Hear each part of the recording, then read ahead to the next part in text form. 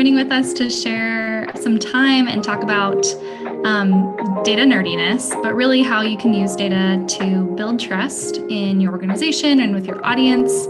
We're so privileged to have Danielle with us. Danielle is like an absolute expert in all things storytelling and especially using data to tell a story. We're so thankful to get to partner with her in our very first tutorial. She's been super brave to dive in right away with us.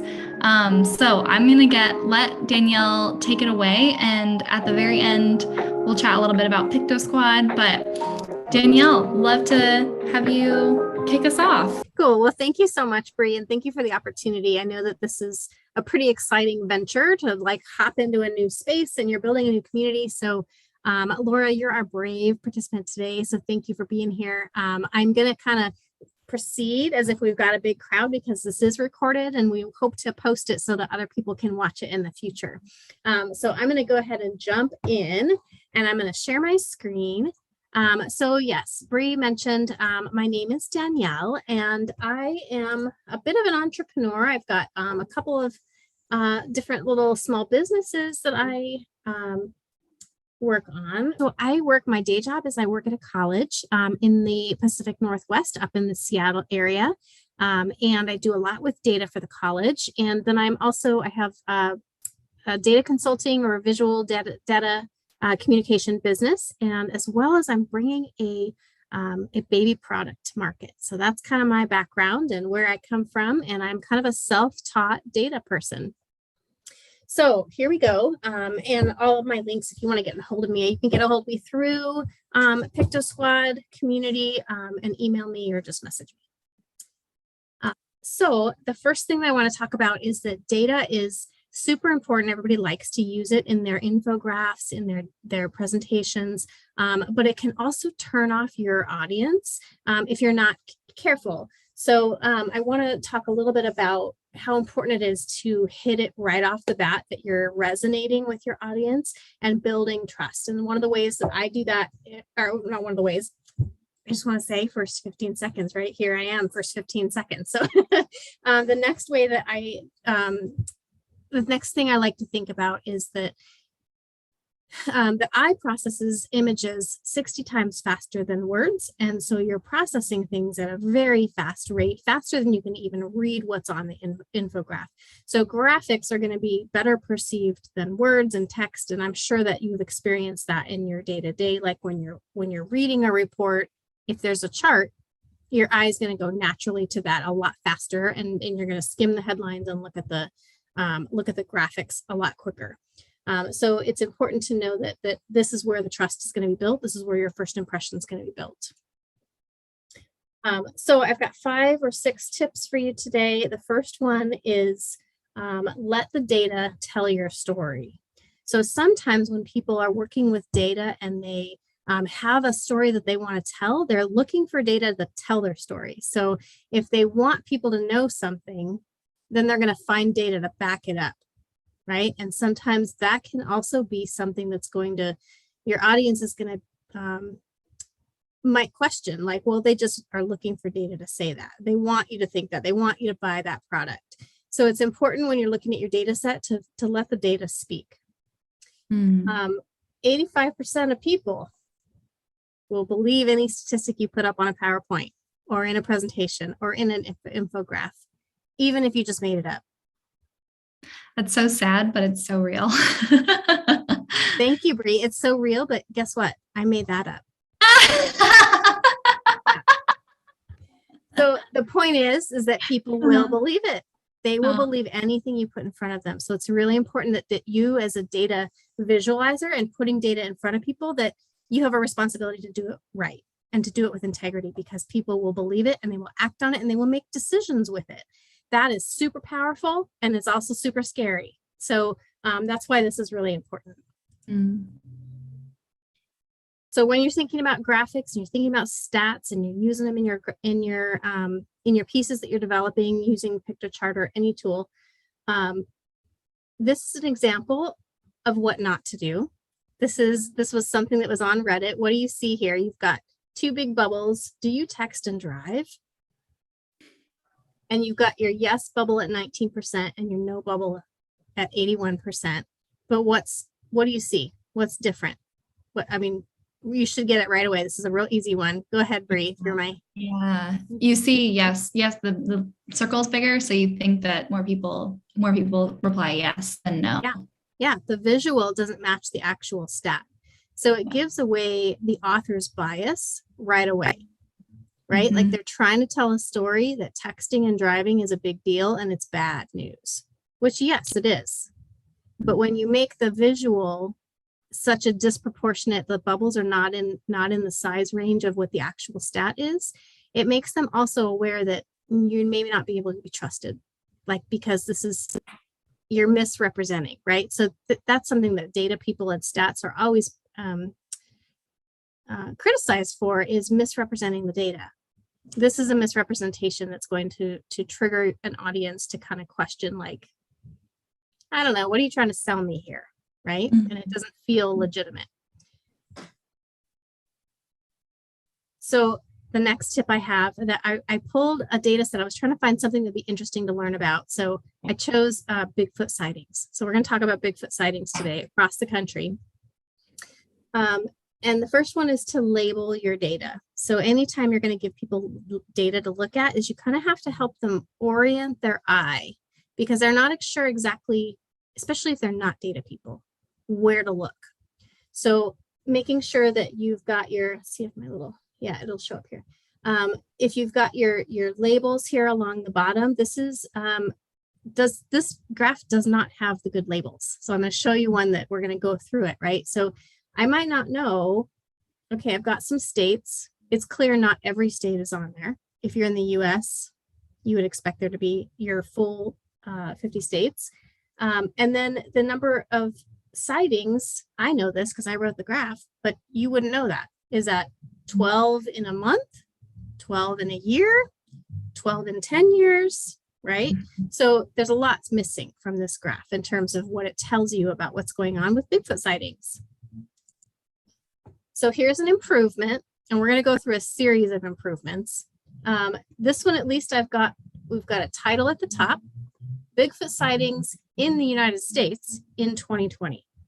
Okay, and these are the states that have sightings. How many sightings are reported? I will say this is real data. There's a group that tracks it. This is totally legitimate, real data for 2020. This is not made up. I believe it for Washington, man. That's a wild place. Yeah, what does that tell you? Like, you're gonna, and as an audience, you make assumptions, or you draw conclusions from what people are telling you, right? So this data is saying, wow, Bigfoot lives in Washington, right? Is there all the time. And then maybe sometimes he's over here visiting in Ohio. Here's another way that you might display the data. So back in the last one, people are used to seeing graphs like this coming out of Excel, right? Or charts or things. This is pretty basic information.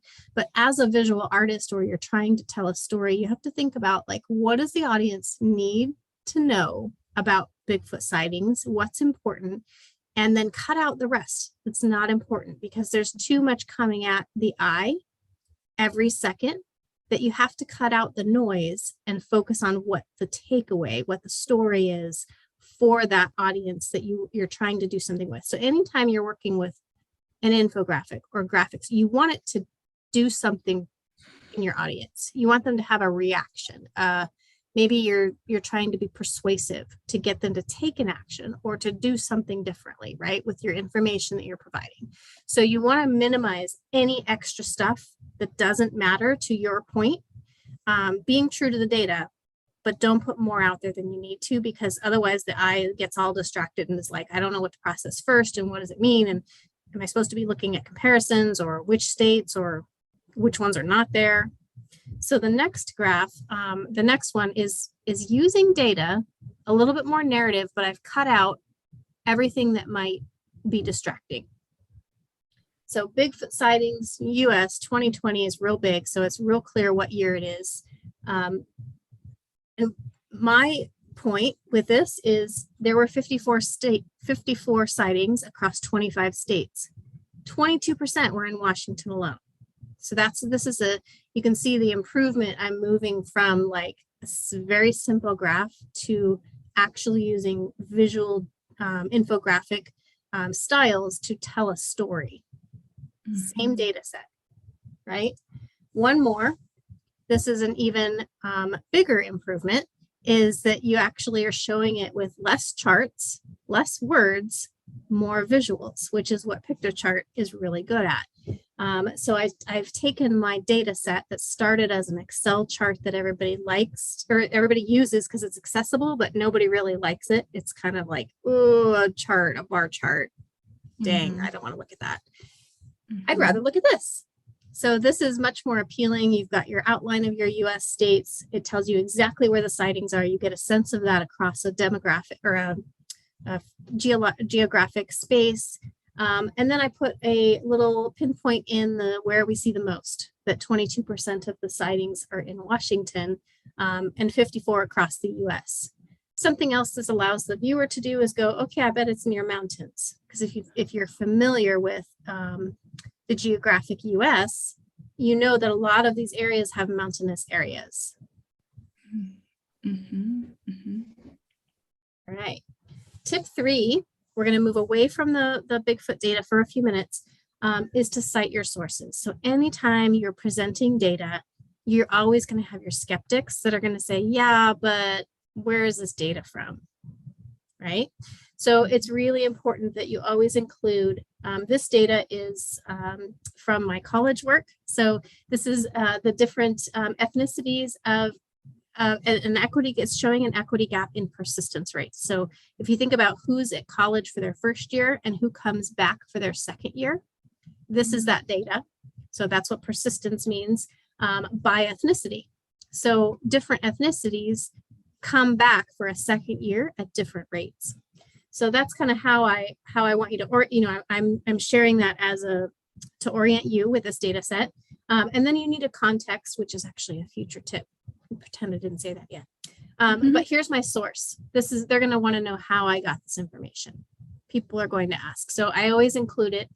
Even if you make it really small with a little asterisk, it's always important to include your source. Okay. This is an improvement tip for myself later on. I'm going to switch the order of these slides, do more Bigfoot before I go into that. Okay, tip 4 is use conventional metrics.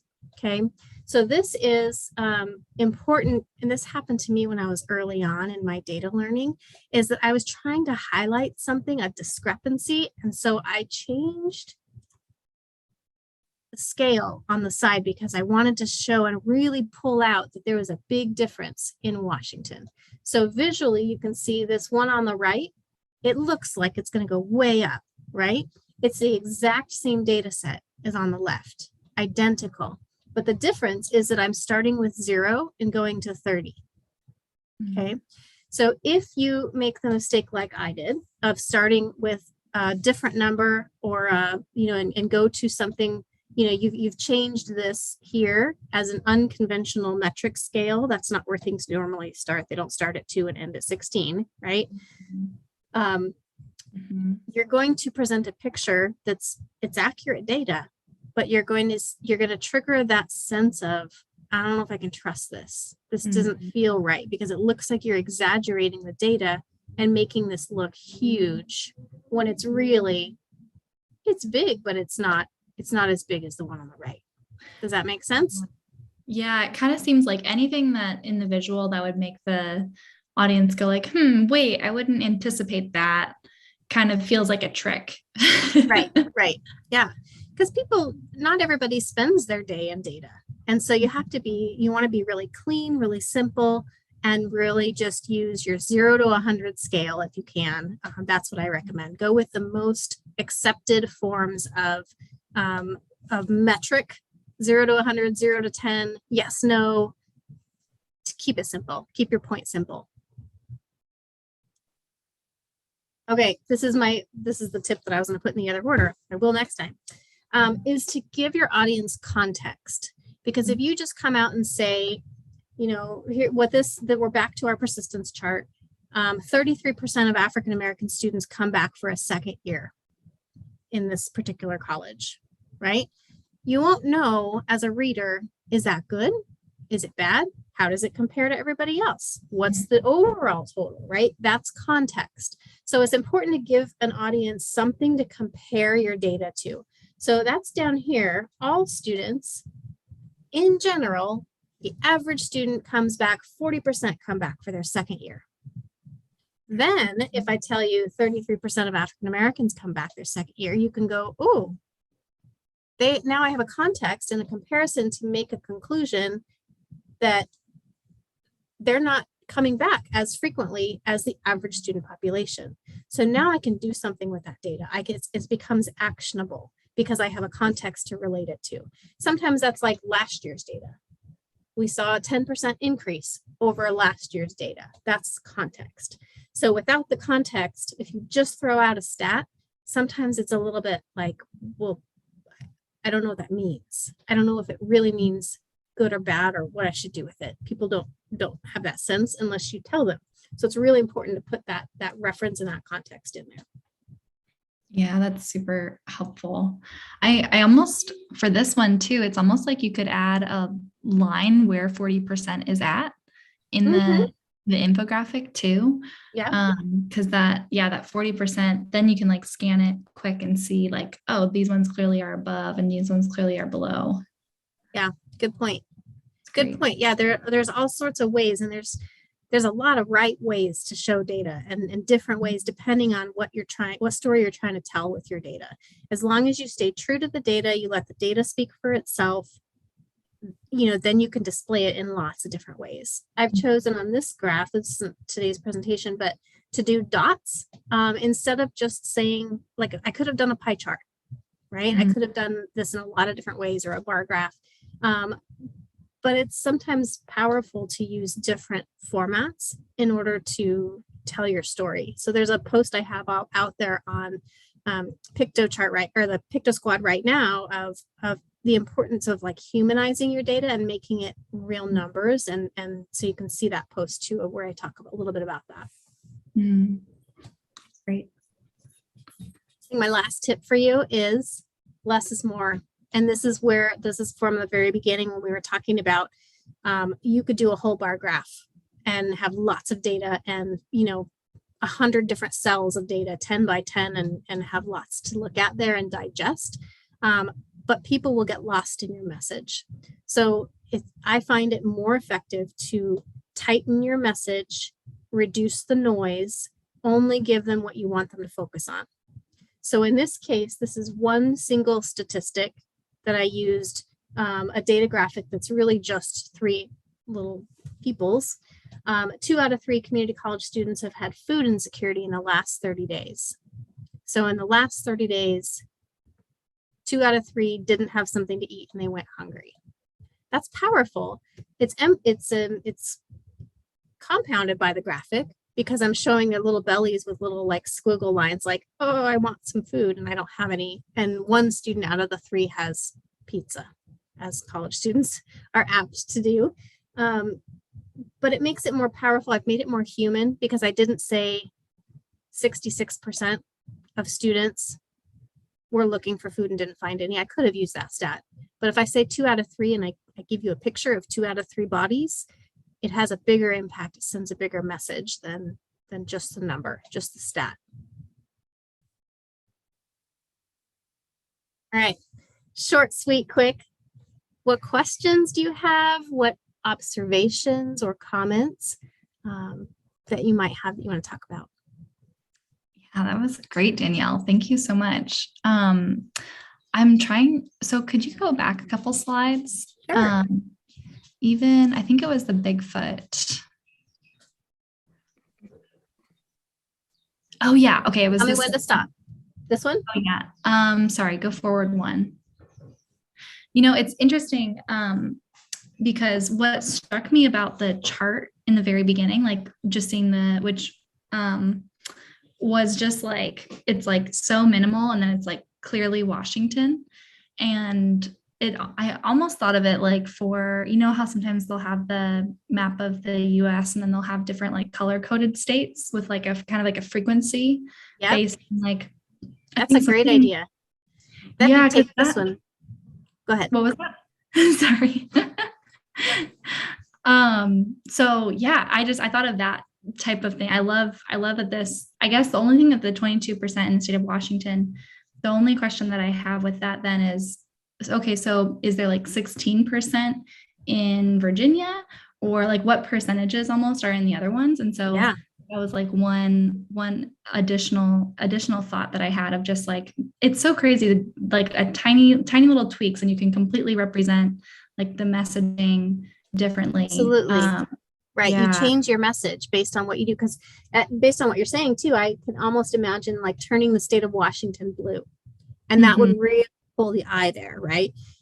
Or you could put data labels on all of these and show the percentages in every state that has a green little like, oh, I've spotted Bigfoot. Yeah. Depends on what message you're trying to send. Maybe my infographic is about like, don't go camping in Washington in the summer. Right. That's my message. It might Right. be, I'm going to use a little bit different graphics. Yep. Or like all the danger zones in the US Right. for Bigfoot. Like, or if I'm saying, I'm going to give $100,000 to the person who can capture Bigfoot on camera, all of a sudden, I'm going to do different message or different graphics. Yeah. And you're going to look for someone in Washington. No, but it's really interesting I appreciate just seeing the different ways that you have represented the data, and how it lends. I think the more diligent that we can be about representing it in a way that's easily accessible, the less you're triggering someone's like, oh, does that really make sense? Or like the less you're kind of triggering this like guardian in our minds, I think, who like the skeptic in our minds, maybe.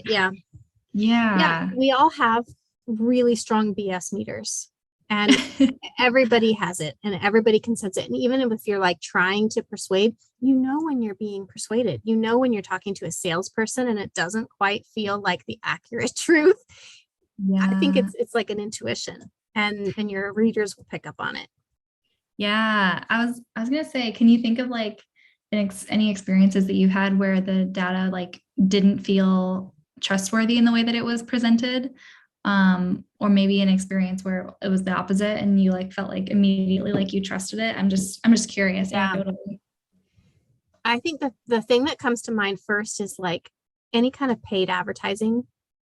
If they use a statistic, it's it's paid for by the people of blah blah blah, and if they're going to put it to they're going to spin it to whatever is most beneficial to their view, then I feel like I'm being persuaded. And if they are trying to move me intentionally, I'm going to be looking closely at the data and what's their comparison, where's the context, and what source.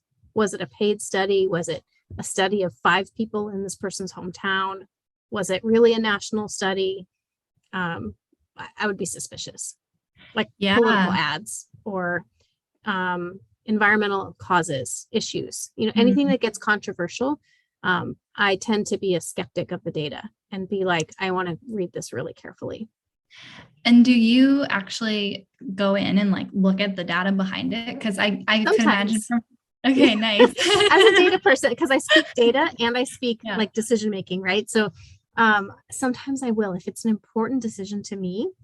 For instance, this is getting, from my personal life, when we had children and we were trying to decide, do we vaccinate our kids or do we not? Obviously, that's a very controversial topic for parents.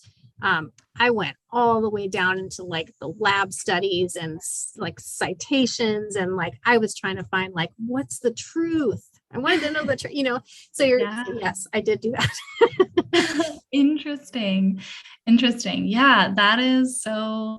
It's interesting because I come from a marketing background and not as much. I understand data. I was a math major at one point, so I know how to read it, but I've almost been a part of the story spinning aspect too much that like, it's almost like for me, anytime that a data set is used that I feel like I can't trust, or like it's not that I feel like I just can't trust it. I just feel skeptical of it. My response is very, very rarely to spend the time to actually do the digging. And so it usually just has the immediate adverse effect of if there's anything about it that feels, anything about it that feels a little sketchy, I'm not going to spend more time figuring it out. And so I just shut out that message. Yeah. So I think that's why. Also a really relevant point, because, a lot of people, if it's not something that's, for me, that issue was life, like my kids' lives were depending on it. So that's why I went to the extent I did. But if it was just something like a consumer reports, this computer is better than that computer, if I didn't trust the data, I'm just going to move on and just, go to a review that I recommend or that is recommended to me. But I want to check in with Laura. What did you see do you have any questions that you want to? Yes, ask? I did. On the slide where you were showing the data regarding the students returning the second year. Yeah. Is that percentage based on the 40%? So is it 33% of 40%? No, that's 33% of 100% of the students. Okay. Yeah, but that's a good question. And I try to say, because that's exactly what people reading data will start asking about, is like, well, what is that? How did you count your numbers? How do you define, a student, right? Because at community colleges, which is where I work, students can be part-time, they can be full-time, they can be, here one quarter and not the next. So I try to say down here in the source, all data reflects percent of new 2016 students that enrolled in fall quarter and persisted to the following winter or fall quarter. So, I'm defining for the audience, here's exactly what I'm talking about, to try and reduce that. But it's a good question. And maybe, when you put data in front of people, if they have questions like that, for me, it gives me pause to go, how could I make that more clear? How could I make sure that they understand that it's out of 100? So thank you for that, Laura. Because, it helps me be better with how I display data. It makes me think how I would too. Yeah. If you only have 60 seconds of somebody's time or 15 seconds to make an impression, you do want to make it as simple as possible and, make the eye do as less work, the least amount of work as possible. It almost makes me want to do like a progressive data representation challenge, right? Like you create an infographic or a chart or something to represent the data, and like almost like a marathon, like a relay race, like pass it on to the next person, cool. Tweak it and like makes their adjustments, who passes it on to the next person. That could be cool to see the different ways one interprets the same data. Awesome. Well, Danielle, thank you so much. Laura, thank you for joining. If anyone's watching this in the future, there'll be a link to join Piktosquad, but we'll see you all in there. We'll have this posted. And Danielle, thank you again for sharing